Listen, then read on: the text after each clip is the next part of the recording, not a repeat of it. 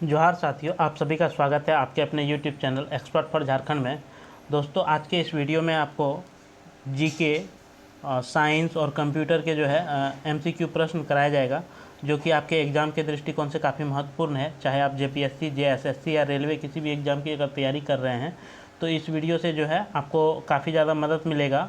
और ये जो टेस्ट सीरीज आपका चल रहा है, ये विजय रथ पुस्तक शिवांगन पब्लिकेशन का है, इसी से आपको कराया जा रहा है। 30 एमसीक्यू प्रश्न जो है ये जीके का कराया जा रहा है, और 20 एमसीक्यू प्रश्न आपके साइंस का कराया जा रहा है, और 20 एमसीक्यू प्रश्न आपके कंप्यूटर का कराया जा रहा है। तो जो सीजीएल के छात्र हैं या क्षेत्रीय कार्यकर्ता झारखंड पुलिस, या फिर आप झारखंड के किसी भी एग्ज़ाम की तैयारी कर रहे हैं या रेलवे की तैयारी कर रहे हैं, तो आपको जो है इस वीडियो से बहुत ज़्यादा मदद मिलेगा, और आप एग्ज़ाम में जो है देख सकते हैं कि इसी तरह के प्रश्न जो है आपसे पूछे भी जाते हैं। तो चलिए हम वीडियो शुरू करते हैं और देखते हैं आज के प्रश्न। तो जो नए दोस्त हैं इस चैनल में, अभी तक आपने चैनल को अगर सब्सक्राइब नहीं किया है तो चैनल ज़रूर सब्सक्राइब कर लीजिए और बेल आइकन को दबा लीजिए, ताकि जो भी मेरे द्वारा इस तरह का वीडियो दिया जाए वह सबसे पहले नोटिफिकेशन जो है आपको मिल सके। क्योंकि इस चैनल के माध्यम से आपको झारखंड की किसी भी एग्ज़ाम की तैयारी कराई जाती है, साथ में जो भी वैकेंसी से रिलेटिव नोटिफिकेशंस या अपडेट हो वह भी जो है इस चैनल के माध्यम से आपको बताया जाता है। इसलिए चैनल जो है आपके लिए काफ़ी ज़्यादा इम्पोर्टेंट हो जाता है। और वीडियो को आप अंत तक पहले देखिए, इसके बाद अगर आपको लगे कि आपके लिए ये वीडियो हेल्पफुल है तो आप एक लाइक कर दीजिए और अपने दोस्तों को शेयर कर दीजिए। तो चलिए हम वीडियो शुरू करते हैं और देखते हैं आज का पहला प्रश्न। तो जैसे कि आप आज का पहला प्रश्न देख पा रहे हैं कि 1905 ईस्वी में लॉर्ड कर्जन द्वारा किया गया बंगाल विभाजन कब तक बना रहा। यानी कि 1905 में जो है लॉर्ड कर्जन के द्वारा बंगाल विभाजन जो है कब तक ये बना रहा, ये बताना है आपको। तो इसका राइट आंसर हो जाएगा सम्राट जॉर्ज पंचम द्वारा दिल्ली में 1911 के शाही दरबार में कर्जन के अधिनियम को निराकृत किए जाने तक। ठीक है, यानी कि 1911 में जो आपका जॉर्ज प्रथम था, उन्होंने दिल्ली में शाही दरबार का आयोजन किया था और कर्जन के अधिनियम को ये जो है निराकृत किया गया था। ठीक है, तो इसलिए आपका ऑप्शन नंबर बी जो है राइट हो जाएगा। भारत के आपका तत्कालीन वायसराय जो था उस समय लॉर्ड कर्जन ने 20 जुलाई 1905 को बंगाल विभाजन के निर्णय की घोषणा की थी। और जो है यह विभाजन आपका कब किया था, तो 20 जुलाई को। ठीक है, 20 जुलाई 1905 को। इसके बाद 16 अक्टूबर 1905 को जो है ये प्रभाव में आया। इसमें जो है घोषणा किया और इस डेट में जो है आपका प्रभाव में आया। लेकिन कि वायसराय लॉर्ड हार्डिंग, ठीक है, वायसराय लॉर्ड हार्डिंग द्वितीय के कार्यकाल में, जो कि आपका 1911 को जो है ब्रिटिश सम्राट ने बंगाल विभाजन को रद्द कर दिया। ठीक है, 1911 में जो है बंगाल विभाजन को रद्द कर दिया था। चलिए नेक्स्ट प्रश्न देखते हैं। नेक्स्ट प्रश्न है आपका कि 1921 में निम्न में से किस भ्रमण के दौरान गांधी जी ने अपना सिर मुड़वाया और धोती पहनना आरंभ कर दिया, ताकि वे गरीबों के समतुल्य पहचाने जा सके। तो इसका जो राइट आंसर होगा वो आपका क्या हो जाएगा, तो ऑप्शन नंबर डी हो जाएगा, दक्षिण भारत। ठीक है, दक्षिण भारत जब उन्होंने यात्रा किया, इसके बाद जब वो अपनी देश की पूरी स्थिति को देखा 1921 में, इसके बाद उन्होंने अपना सिर को जो है मुड़वा लिया और धोती पहनना यहीं से जो है महात्मा गांधी ने आपका शुरू कर दिया था दोस्तों। तो चलिए नेक्स्ट प्रश्न देखते हैं। नेक्स्ट प्रश्न है आपका कि छंदोग उपनिषद का संबंध किस वेद शाखा से है। तो इसका राइट आंसर हो जाएगा सामवेद से। ठीक है, वैदिक साहित्य के अंतिम भाग जो है ये उपनिषद कहा जाता है, जिन्हें जो है वेदांत भी कहा जाता है। उपनिषद को वेदांत भी कहा जाता है। और छंदायोग उपनिषद ये जो है आपका सामवेद में जो है संबंधित है। और सामवेद से संबंधित एक अन्य उपनिषद केन तथा जेमनी। ठीक है, केन तथा जेमनी, ये जो है ये दोनों भी आपका सामवेद से ही संबंधित उपनिषद है। तो चलिए नेक्स्ट प्रश्न देखते हैं हम। नेक्स्ट प्रश्न है आपका कि समाधि मरण किस दर्शन से संबंधित है। समाधि मरण जो है ये किस दर्शन से संबंधित है, तो इसका राइट आंसर हो जाएगा जैन दर्शन से। ठीक है, जैन धर्म में आपका संलेखन संथरा, ठीक है, संलेखन संतरा या समाधि जिसे मरण कहते हैं से तात्पर्य जो है उपवास का प्राण त्याग से है, उपवास करके जो है प्राण त्याग से है। और सम्राट चंद्रगुप्त मौर्य अपने जीवन के अंतिम दिनों में जैन धर्म जो है इन्होंने अपना लिया था। चलिए नेक्स्ट प्रश्न देखते हैं। नेक्स्ट प्रश्न है आपका कि निजामुद्दीन जुनैदी वजीर था। निजामुद्दीन जुनैदी जो वजीर था वह किसका वजीर था, तो इसका राइट आंसर हो जाएगा ऑप्शन नंबर सी, इल्तुतमिश का जो है ये एक वजीर था और ये बहुत ही योग्य प्रशासक था। इल्तुतमिश की मृत्यु के बाद जो है जुनैदी उसके पुत्र फिरोज का भी वजीर नियुक्त हुआ था। यानी कि जुनैदी का जो पुत्र था निजामुद्दीन जुनैदी, इसका पुत्र जो है इल्तुतमिश का पुत्र जो था फिरोज था। ठीक है, तो उसका जो है ये वजीर नियुक्त हुआ था। चलिए हम नेक्स्ट प्रश्न देखते हैं। नेक्स्ट प्रश्न है कि आपको सूची 1 और सूची 2 का जो है मिलान करना है। फिरोज तुगलक ने नहरों का निर्माण करवाया था। बलबन ने नौरोज बनवाया था और अलाउद्दीन ने आपका दीवान ए रियासत बनाया था। और जहांगीर ने सर टॉमस रो। ठीक है, तो ये आपका राइट मैच हो जाएगा। तो आपका ऑप्शन नंबर जो राइट होगा वो ऑप्शन नंबर बी जो है आपका राइट हो जाएगा। चलिए हम नेक्स्ट प्रश्न देखते हैं। नेक्स्ट प्रश्न है आपका कि भारतीय संविधान का कौन सा अनुच्छेद राष्ट्रपति के पद के लिए पुनः निर्वाचन की योग्यता निर्धारित करता है, तो इसका राइट आंसर हो जाएगा अनुच्छेद 57। ऑप्शन नंबर डी है आपका राइट हो जाएगा।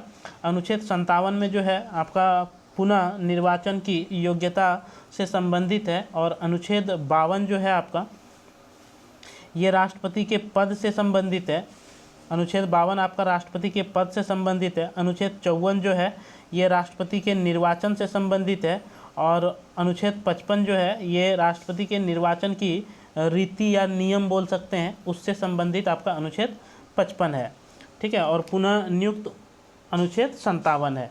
तो चलिए नेक्स्ट प्रश्न देखते हैं। नेक्स्ट प्रश्न है आपका कि भारतीय संविधान सभा के प्रथम दिन के अधिवेशन की अध्यक्षता किसने की थी, तो इसका राइट आंसर आपका हो जाएगा ऑप्शन नंबर डी, डॉक्टर सच्चिदानंद सिन्हा के द्वारा जो है संविधान सभा की पहली बैठक का जो है ये अध्यक्षता किया था। और ये जो है एक अस्थायी अध्यक्ष था जो कि आपका 9 दिसंबर 1946 को, ठीक है, 1946 को जो है ये बैठक का आयोजन हुआ था जिसमें जो है डॉक्टर सच्चिदानंद ने अध्यक्षता किया था।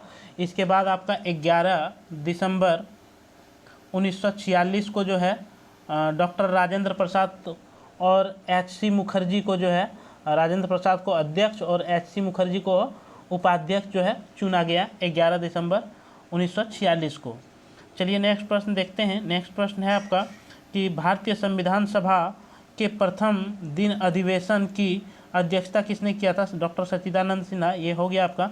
नेक्स्ट प्रश्न देखते हैं। नेक्स्ट प्रश्न है कि निम्नलिखित में से किस व्यक्ति ने मूल अधिकारों को हमारे लोगों के लिए एक प्रतिज्ञा तथा सभ्य विश्व के साथ किया गया समझौता कहा था, तो इसका राइट आंसर हो जाएगा दोस्तों doctor S Radhakrishnan. Option number D जो है आपका राइट हो जाएगा। डॉक्टर एस राधाकृष्णन, सर्वपल्ली राधाकृष्णन ने मूल अधिकारों को हमारे लोगों के लिए जो है एक प्रतिज्ञा तथा सभ्य विश्व के साथ किया गया एक समझौता बताया था। क्योंकि संविधान के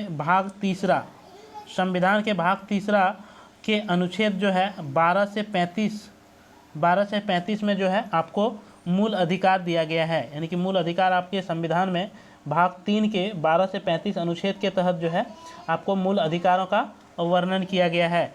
नेक्स्ट प्रश्न देखते हैं। नेक्स्ट प्रश्न है आपका कि आपातकाल में राज्य विधानसभा की अवधि बढ़ाई जा सकती है, तो इसका राइट आंसर हो जाएगा दोस्तों ऑप्शन नंबर डी, सांसद के द्वारा। आपातकाल में जो है राज्य विधानसभा की अवधि बढ़ाने की जो शक्ति है वह सांसद के पास होती है, और ये आपके अनुच्छेद 356 से जो है संबंधित है। राष्ट्रपति शासन का उपबंध संविधान में जो है आपका उल्लेखित किया गया है, और राष्ट्रपति शासन राज्यों में लगाया जाता है, ना कि संघ में लगता है। संघ के कतिपय परिस्थिति में, युद्ध स्थिति में या आक्रमण की स्थिति में जो है जो लगता है आपातकाल, वो आपका 352 लगाया जाता है। ठीक है, 352 जो है आपात की जो व्यवस्था है आपका, वो आपात की व्यवस्था जब युद्ध, आक्रमण या कोई ऐसी विशेष परिस्थिति जब देश में उत्पन्न होती है, उस स्थिति में जो है 352 अनुच्छेद का प्रयोग किया जाता है। इसके बाद 356 जो है ये राष्ट्रपति शासन से है, और वित्तीय जो आपात है आपका वह अनुच्छेद 360 से संबंधित है। चलिए नेक्स्ट प्रश्न देखते हैं। नेक्स्ट प्रश्न है आपका कि भारतीय संविधान के 73वें संशोधन के संदर्भ में निम्न में से कौन सा कथन सही है। आपको 2 कथन दिया हुआ है, इसमें आपको सही कथन जो है चयन करना है।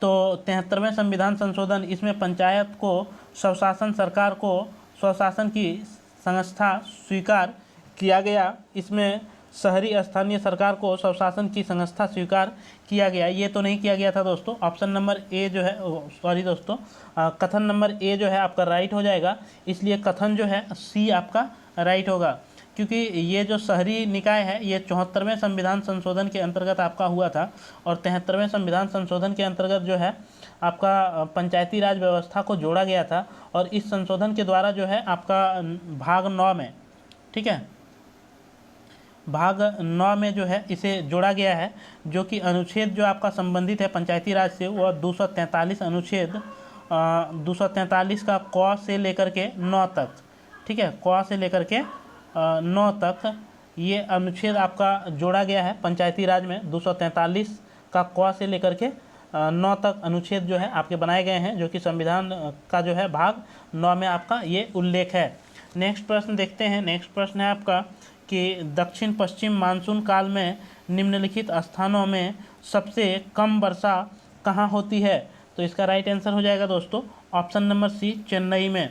दक्षिण पश्चिम मानसून काल में जो है चेन्नई सबसे कम वर्षा, यानी कि आपका 40 सेंटीमीटर जो है यहाँ पे होती है वर्षा, और यह महानगर उत्तरी पूर्व मानसून हवाओं से अपनी अधिकांश वर्षा जो है अक्टूबर से सितंबर में, आपका चेन्नई में जो है अक्टूबर से सितंबर में जो है ये, या फिर आप सितंबर या अक्टूबर में जो है इसमें जो है अधिकतर वर्षा आपको देखने को मिलेगा चेन्नई में।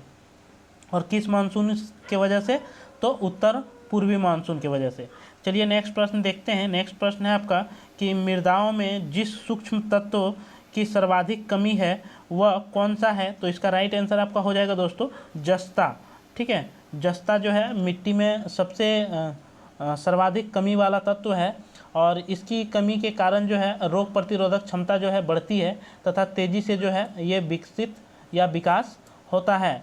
नेक्स्ट प्रश्न देखते हैं। नेक्स्ट प्रश्न है कि बगलिहार परियोजना किस नदी पर अवस्थित है आपका बगलिहार परियोजना। तो इसका राइट आंसर हो जाएगा चिनाब नदी। ऑप्शन नंबर सी जो है आपका राइट हो जाएगा। चिनाब नदी पर जो है आपका बगलिहार परियोजना स्थित है, जो कि भारत के आपका जम्मू कश्मीर में, ठीक है, जम्मू एंड कश्मीर में जो है ये आपका चिनाब नदी पर जो है निर्मित है बगलिहार परियोजना, ठीक है। और इसमें जो विद्युत उत्पादन की जो क्षमता है वह 450 मेगावाट है, ठीक है, 450 मेगावाट आपका है। चलिए नेक्स्ट प्रश्न देखते हैं। नेक्स्ट प्रश्न है कि उर्वरक उद्योग के लिए कौन सा कच्चा माल नहीं है। उर्वरक उद्योग के लिए जो है इसमें से कौन सा कच्चा माल उपयोग में नहीं लाया जाता है। तो इसका राइट आंसर हो जाएगा option number D, caustic soda, ठीक है। कास्टिक सोडा जो है उर्वरक के रूप में उपयोग नहीं किया जाता है कच्चे माल के रूप में। उर्वरक के रूप में जो है कच्चा माल का जो उपयोग किया जाता है उसका जो नाम है आपका नेप्था है, जिप्सम है, सल्फर है, ये तीनों का उपयोग जो है ये किया जाता है। जबकि आपका कास्टिक सोडा सोडियम हाइड्रोक्साइड जो है एक आपका बहुउपयोगी पदार्थ है, जो कि उर्वरक के रूप में इसका भी उपयोग किया जाता है।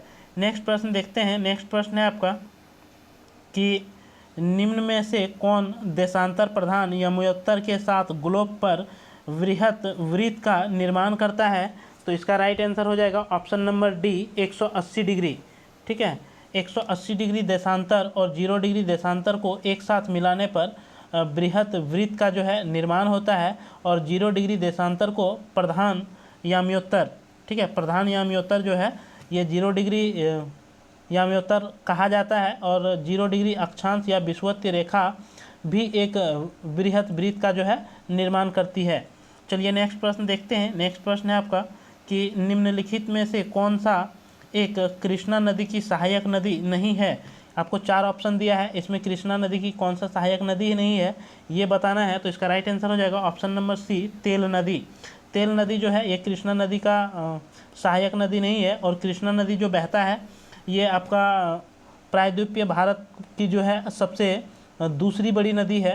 कृष्णा नदी जो है प्रायद्वीपीय भारत की दूसरी सबसे बड़ी नदी है, और इसकी जो सहायक नदियां हैं वो इसकी सहायक नदियां कोयना, कोनी, पंचगंगा, दूधगंगा, घाटप्रभा, मालप्रभा, भीमा, तुंगभद्रा और मुलसी।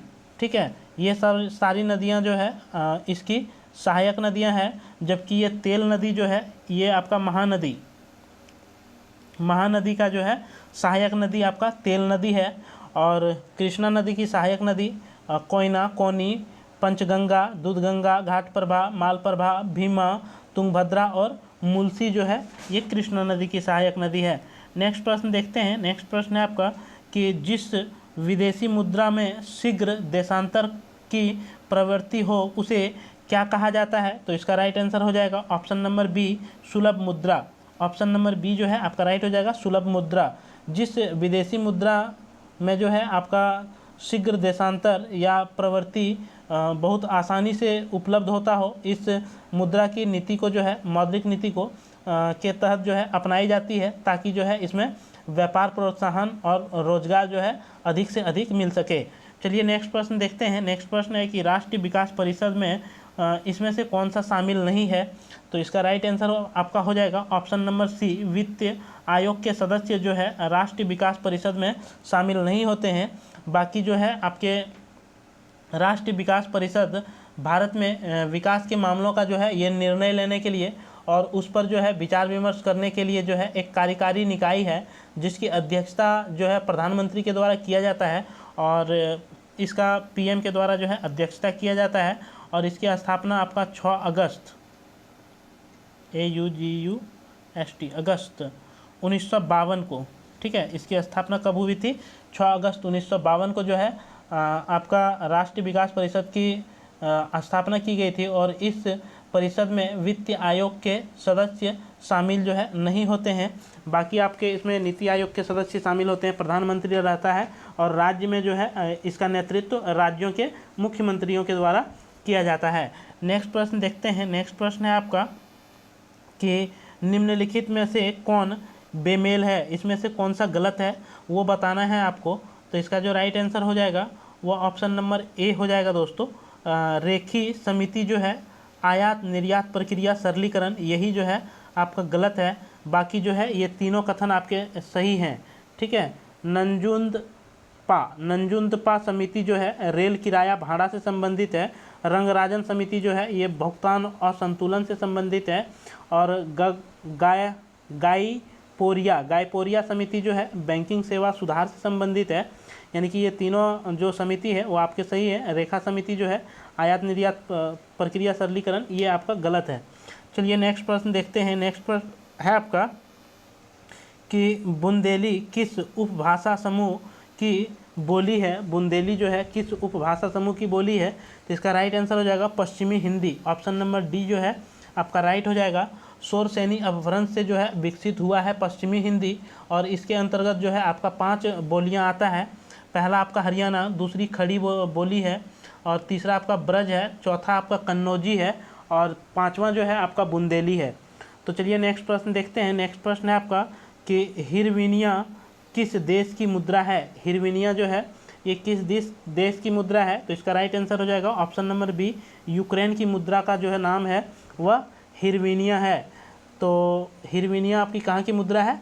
तो ये यूक्रेन की मुद्रा है, और यूक्रेन की जो राजधानी है वो आपका कीव है।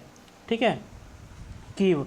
चलिए नेक्स्ट प्रश्न देखते हैं। नेक्स्ट प्रश्न है कि नेता सुभाष चंद्र बोस की नई जीवनी Bose the untold story of N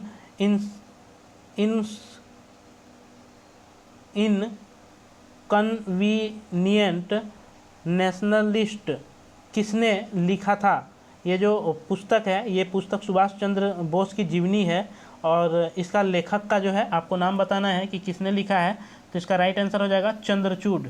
ठीक है, चंद्रचूड़ साहिब ने आपके जो है the untold story of an inconvenient nationalist नामक पुस्तक जो है चंद्रचूड़ घोष के द्वारा लिखा गया है।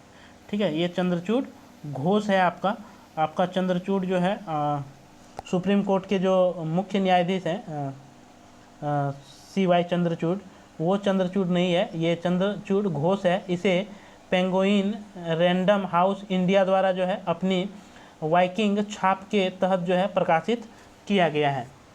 नेक्स्ट प्रश्न देखते हैं कि बबीता कुमारी किस खेल से जो है संबंधित खिलाड़ी है? तो इसका राइट आंसर आपका हो जाएगा दोस्तों ऑप्शन नंबर ए। ठीक है, ये बबीता कुमारी आपका कुश्ती खेलती है, और ये आपका कुश्ती से संबंधित है। नेक्स्ट प्रश्न देखते हैं। नेक्स्ट प्रश्न है कि निम्नलिखित भारतीय राज्यों में से कौन स्थलीय अंतर्राष्ट्रीय सीमा के साथ जो है जलीय सीमा से भी लगा हुआ है? तो इसका जो आपको कथन दिया है, तो इसके कथन के अनुसार जो है आपको ऑप्शन का चयन करना है। तो इसका राइट आंसर हो जाएगा पश्चिम बंगाल जो है और उड़ीसा, ये दो जो है आपका जलीय सीमा और अंतर्राष्ट्रीय सीमा से भी लगा हुआ राज्य है। बाकी आपका ये दोनों जो है नहीं होगा, महाराष्ट्र और गुजरात। तो इसलिए आपका right answer option number C जो है आपका राइट हो जाएगा, क्योंकि पश्चिम बंगाल एवं गुजरात, सॉरी दोस्तों, हाँ ये उड़ीसा नहीं होगा, गुजरात होगा दोस्तों। एक मिनट,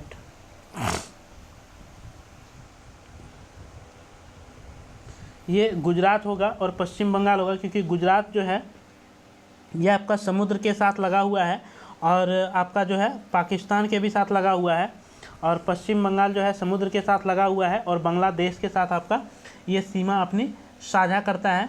इसलिए जो है इस प्रश्न का आंसर ऑप्शन नंबर सी आपका राइट हो जाएगा।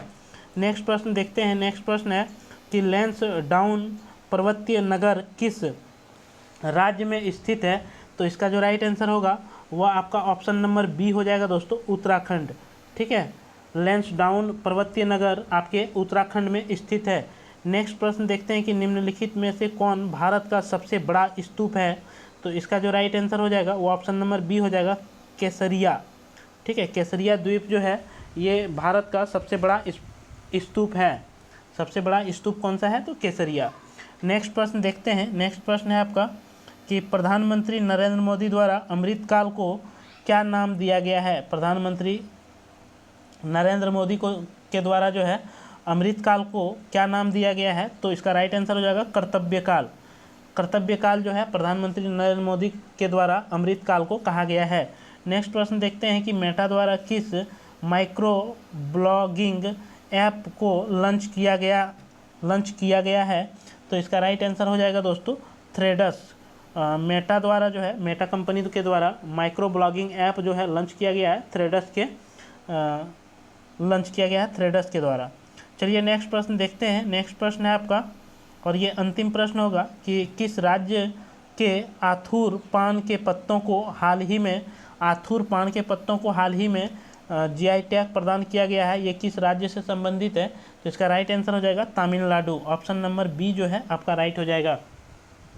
अब चलिए दोस्तों, ये था 30 आपका जीके का सवाल। अब 20 जो है साइंस के सवाल को करते हैं, इसके बाद जो है 20 कंप्यूटर के सवाल को करेंगे। तो पहला सवाल है कि ऑस्टियोपोरोसिस नामक रोग जो है ये होता है, तो इसका राइट आंसर आपका हो जाएगा दांत, अस्थि एवं मस्तिष्क कम विकसित रह जाते हैं। ये जब रोग जिस व्यक्ति को होगा उसमें जो है दांत, हड्डी और उसका मस्तिष्क जो है कम विकसित होता है, ऑस्टियोपोरोसिस। ठीक है, चलिए नेक्स्ट प्रश्न देखते हैं। नेक्स्ट प्रश्न है आपका कि डॉक्टर लोग भारतीयों को आयोडीन युक्त नमक खाने की सलाह क्यों देते हैं? तो इसका राइट आंसर आपका हो जाएगा कि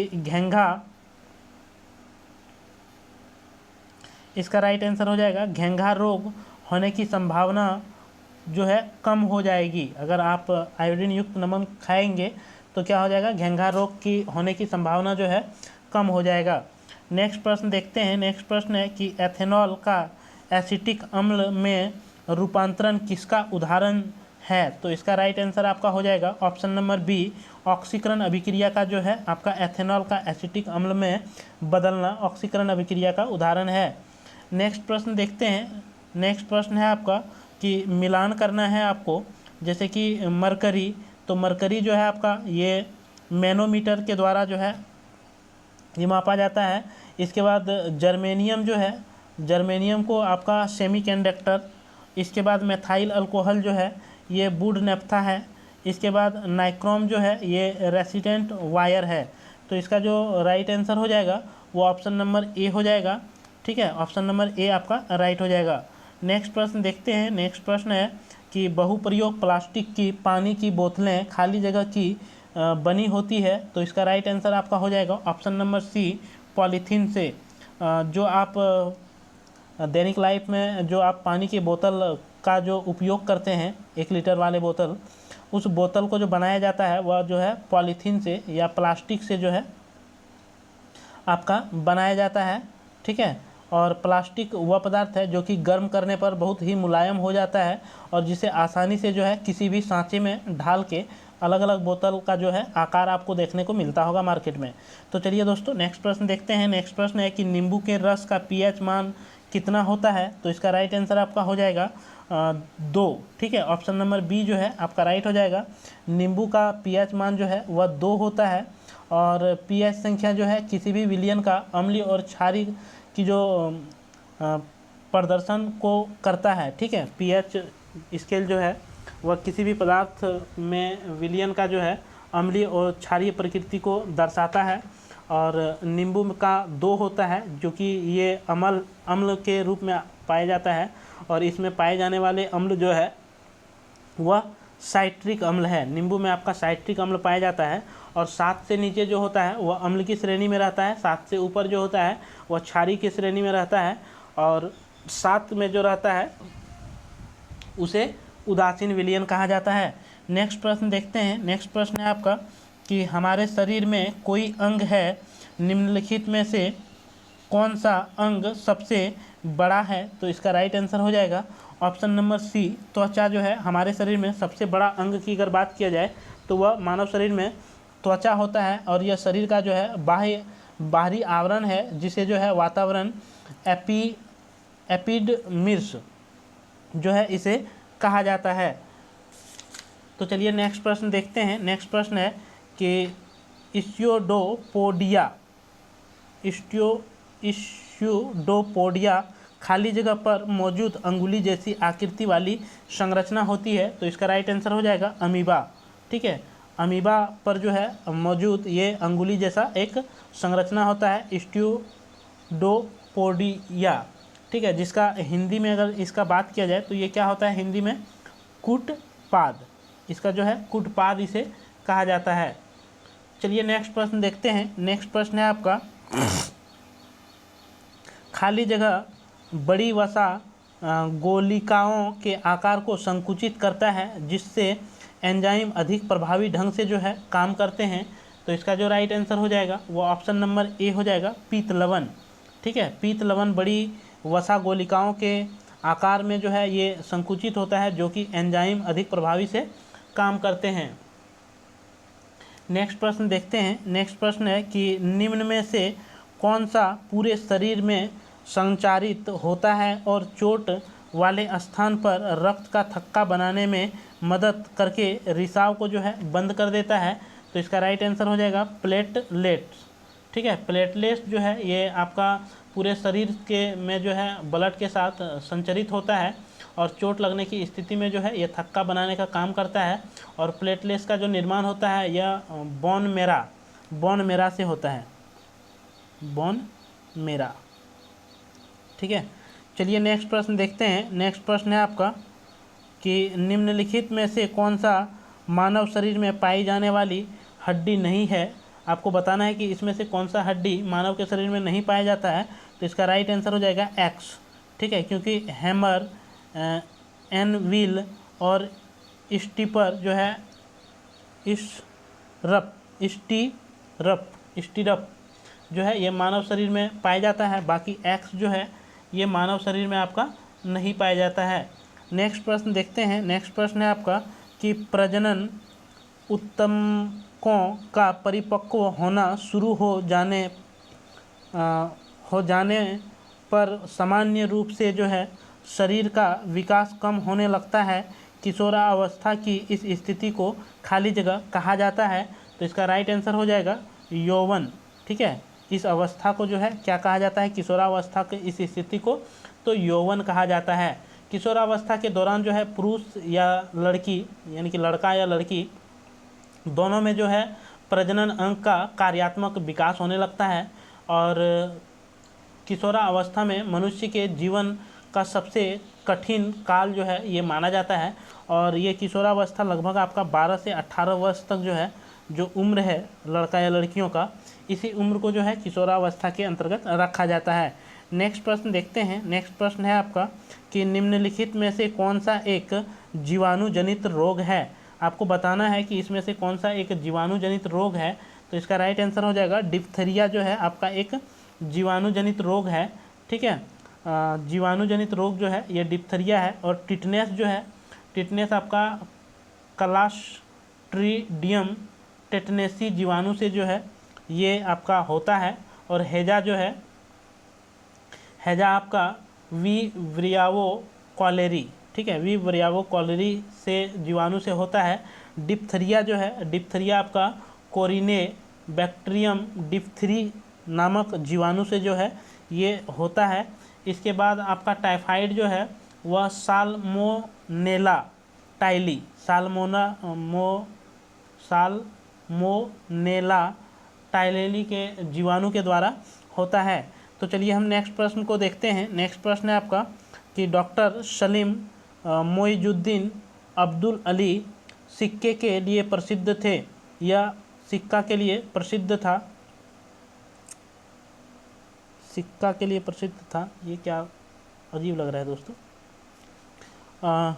डॉक्टर सलीम मोजाउद्दीन अब्दुल अली किसके लिए होगा दोस्तों, सिक्के लिए नहीं होगा, किसके लिए, ठीक है, किसके लिए जो है प्रसिद्ध था। तो इसका राइट आंसर हो जाएगा ऑप्शन नंबर ए, पक्षी विज्ञान के लिए, ठीक है। किसके लिए प्रसिद्ध था, तो ये आपका पक्षी विज्ञान के लिए प्रसिद्ध था। और इसे भारत का जो है वर्डमैन के नाम से भी जाना जाता है, सलीम मोइजुद्दीन अब्दुल अली को, ठीक है। सलीम मोइजुद्दीन अब्दुल अली को जो है भारत का वर्डमैन के नाम से आपका जाना जाता है, जो कि एक पक्षी वैज्ञानिक थे। नेक्स्ट प्रश्न देखते हैं कि जब प्रकाश एक सघन माध्यम से विरल माध्यम में प्रवेश करता है तो इसकी गति पर क्या प्रभाव पड़ता है। तो इसकी गति पर जो है क्या प्रभाव पड़ता है। तो इसका राइट आंसर हो जाएगा कि यह जो है आपका बढ़ जाता है। इसकी गति जो है वो क्या होता है, सघन माध्यम से विरल माध्यम में जाने पर जो है इसकी प्रकाश का वेग जो है वह बढ़ जाता है। नेक्स्ट प्रश्न देखते हैं। नेक्स्ट प्रश्न है कि जल का वाष्पीकरण होता है, जल का वाष्पीकरण जो होता है वह क्या है कि समस्त तापमानों पर जो है जल का वाष्पीकरण होता है। नेक्स्ट प्रश्न है कि जब एक वस्तु एक सामान्य वृत्तीय वेग उत्पन्न करती है तो निम्नलिखित में से कौन सा परिवर्तित होता है। तो इसका राइट आंसर हो जाएगा ऑप्शन नंबर डी, दिशा, ठीक है।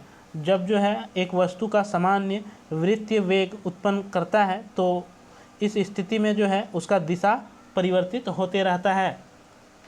नेक्स्ट प्रश्न देखते हैं। नेक्स्ट प्रश्न है आपका कि जब बंदूक से गोली छोड़ी जाती है तो बंदूक विपरीत दिशा में धक्का लगाती है या न्यूटन के किस गति नियम का जो है उदाहरण है। तो इसका राइट आंसर हो जाएगा न्यूटन के तीसरा गति नियम का जो उदाहरण है कि क्रिया के प्रति जो है इसमें विपरीत क्रिया होती है, यही जो है न्यूटन के तीसरा गति नियम आपका है। इसलिए जो है बंदूक से जब गोली छोड़ी जाती है तो वह पीछे की ओर धक्का देती है।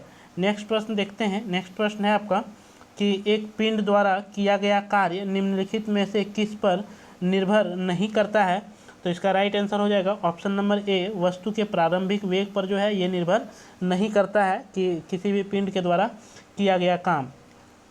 नेक्स्ट प्रश्न देखते हैं। नेक्स्ट प्रश्न है और ये आज का साइंस का आपका अंतिम प्रश्न है।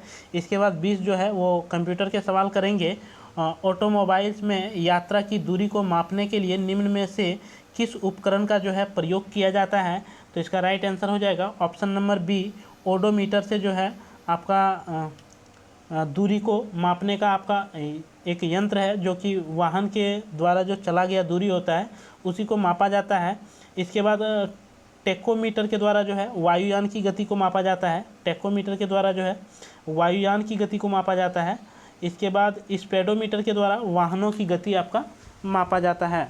तो चलिए अब नेक्स्ट हम 20 जो है आपके कंप्यूटर के सवाल करते हैं और ये सारे सवाल जो है आपके एग्ज़ाम से रिलेटिव है और एग्ज़ाम में पूछे जाने की एक प्रबल संभावना है। तो पहला सवाल है आपका कि कंप्यूटर का प्रकार, प्रोसेस और ऑपरेटिंग प्रणाली उसके खाली जगह की परिभाषा देता है। तो इसका राइट आंसर हो जाएगा कि प्लेटफॉर्म्स, ठीक है, प्लेटफॉर्म की जो है इसमें परिभाषा देता है। नेक्स्ट प्रश्न है कि ग्राहक डेटाबेस में ग्राहक का कुल नाम खाली जगह में डाला जाएगा। तो इसका राइट आंसर हो जाएगा टेस्ट फील्ड। नेक्स्ट प्रश्न देखते हैं। नेक्स्ट प्रश्न है कि निम्न में से कौन सा एक फ्रंट स्टाइल नहीं है। इसमें से आपको बताना है कि कौन सा एक फ्रंट स्टाइल नहीं है। तो हाईलाइट जो है ये फ्रंट स्टाइल नहीं है, बाकी जितने आपके तीनों हैं ब्लेंड्स, स्टैंडर्ड और स्टोन आपके फ्रंट स्टाइल हैं। नेक्स्ट प्रश्न देखते हैं कि एक ही डाटा को कई जगहों पर सेव करना क्या कहा जाता है। तो इसका राइट आंसर हो जाएगा एन्यूमरेशंस, ठीक है। नेक्स्ट ऑप्शन नंबर डी आपका राइट हो जाएगा। नेक्स्ट प्रश्न देखते हैं। नेक्स्ट प्रश्न है कि ट्रांजैक्शन प्रोसेसिंग साइकिल में निम्न में से कौन सा पहला कदम है जो ऑप्टिकल स्कैनिंग जैसे विभिन्न मोड्स के जरिए या इलेक्ट्रॉनिक कॉमर्स वेबसाइट पर बिजनेस डाटा को कैप्चर करता है। तो इसका राइट आंसर आपका हो जाएगा option number D, data entry. Next प्रश्न देखते हैं। नेक्स्ट प्रश्न है आपका कि शब्द हाइपरटेक्स्ट का क्या अर्थ है। तो इसका राइट आंसर आपका हो जाएगा option number A, none sequential writing. क्या हो जाएगा? None sequential writing.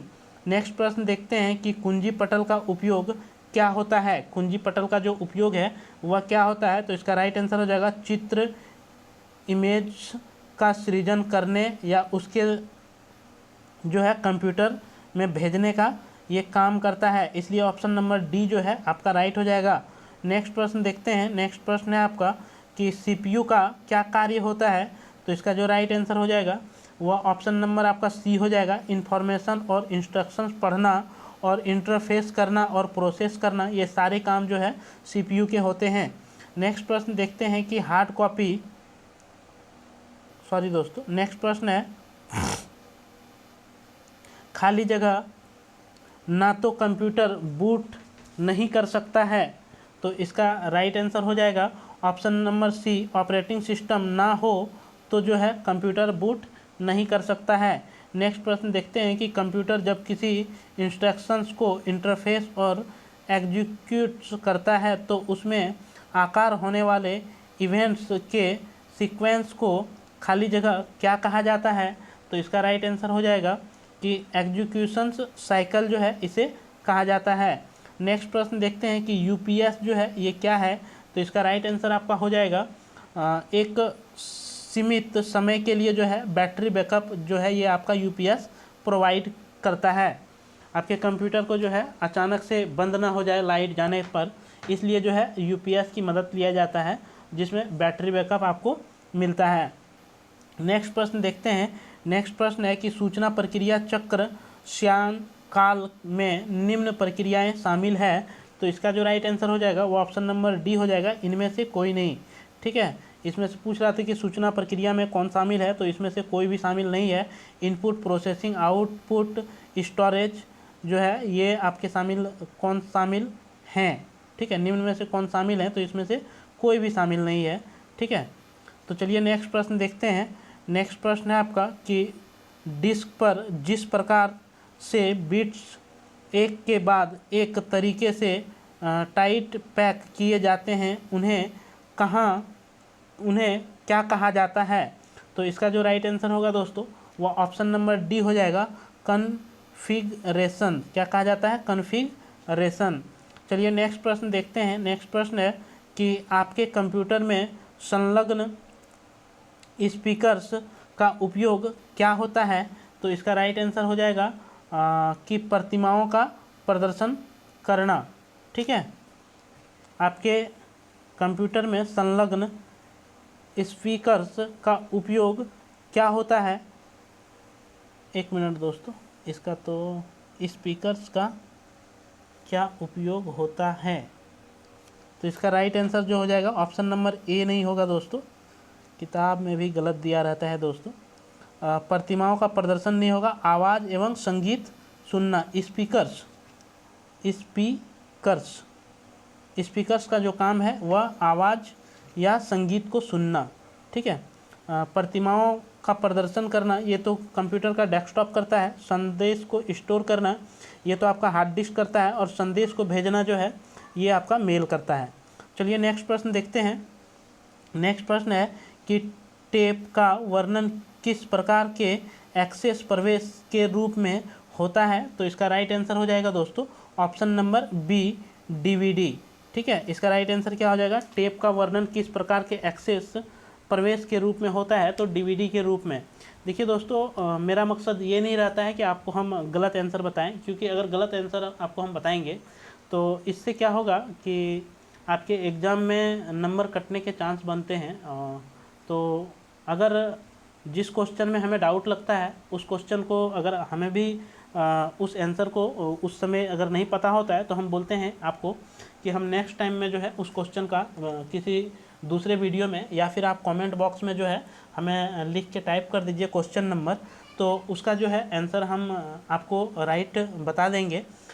ठीक है, क्योंकि गलत आंसर बताना नहीं चाहते हैं दोस्तों, क्योंकि बुक में भी बहुत सारे मिसप्रिंट हो जाते हैं, क्योंकि जो टाइपिंग करने वाले होते हैं उन्हीं से गलती हो जाती है। तो इसलिए जो है ये गलतियाँ कॉमन सा है दोस्तों। तो जो क्वेश्चन में लगता है कि गलतियाँ हैं उसे जो पता है उसे सुधारा जाता है, और जो नहीं पता रहता है उसका जो है आंसर आपको नहीं बताते हैं, उसका जो है आपको बोलते हैं कि नेक्स्ट वीडियो में आपको बताया जाएगा इसका आंसर, या फिर आप कमेंट बॉक्स में इसका आंसर जो है हमसे आप ले सकते हैं। ठीक है, तो चलिए नेक्स्ट प्रश्न देखते हैं। नेक्स्ट प्रश्न है आपका कि OCR का पूर्ण रूप क्या है? तो इसका जो राइट आंसर हो जाएगा वो ऑप्शन नंबर ए हो जाएगा, ऑप्टिकल कैरेक्टर रिकॉग्नाइशंस। ठीक है, ये आपका OCR का पूरा नाम है, ऑप्शन नंबर ए। नेक्स्ट प्रश्न देखते हैं। यदि कंप्यूटर में प्रिंट या स्कैनर जैसी नई डिवाइस अटैच की जाती है तो डिवाइस का प्रयोग किए जाने से पहले इसका खाली जगह इंस्टॉल किया जाना चाहिए। तो इसका जो राइट आंसर हो जाएगा वो ऑप्शन नंबर बी हो जाएगा, ड्राइवर। ठीक है, यानी कि जिससे आप प्रिंट करेंगे जो है उसका एक ड्राइवर होता है, ड्राइव होता है, ताकि जो भी प्रिंटर है आपके कंप्यूटर में जो है उस प्रिंटर का ड्राइवर होना चाहिए, तभी जो है वो आपके कंप्यूटर से उस प्रिंटर में ड्राइव करेगा, यानी कि डाटा जो है वहाँ तक भेजेगा। तो चलिए नेक्स्ट प्रश्न देखते हैं। नेक्स्ट प्रश्न है आपका कि जिस सॉफ्टवेयर से प्रयोक्ता इंटरनेट सर्फ कर लेता है उसे जो है क्या कहा जाता है? तो इसका जो राइट आंसर होगा वह ऑप्शन नंबर डी जो है आपका राइट हो जाएगा, ब्राउज़र। इसे क्या कहा जाता है? ब्राउज़र कहा जाता है। नेक्स्ट प्रश्न देखते हैं कि टपल क्या होता है? टपल जो है ये आपका क्या होता है? तो इसका राइट आंसर हो जाएगा, टेबल की एक रो को जो है क्या कहा जाता है? तो टपल कहा जाता है। नेक्स्ट प्रश्न देखते हैं, और ये आज जो है आपका अंतिम प्रश्न होगा, और ये प्रश्न जो है आपके 2 पेज में है। ठीक है, तो चलिए हम प्रश्न को पढ़ देते हैं दोस्तों। आपका प्रश्न है कि फाइल ऑर्गेनाइजेशंस करने के उन तरीक़ों को क्या कहते हैं जिसमें फाइल के डाटा रिकॉर्ड कुंजी फील्ड के मुताबिक एक विशेष क्रम में सजाए जाते हैं? ठीक है, एक विशेष क्रम में जो है सजाए जाते हैं। ठीक है, तो ऑप्शन अभी आपको दिखाते हैं कि फाइल ऑर्गेनाइजेशन करने के लिए के उस तरीके को क्या कहा जाता है जिसमें फाइल के डाटा को जो है रिकॉर्ड कुंजी फील्ड के मुताबिक जो है सजाया जाता है। तो इसका राइट आंसर क्या होगा? तो इसका राइट आंसर जो आपका हो जाएगा वो ऑप्शन नंबर डी। ठीक है, ऑप्शन नंबर डी जो है आपका राइट हो जाएगा।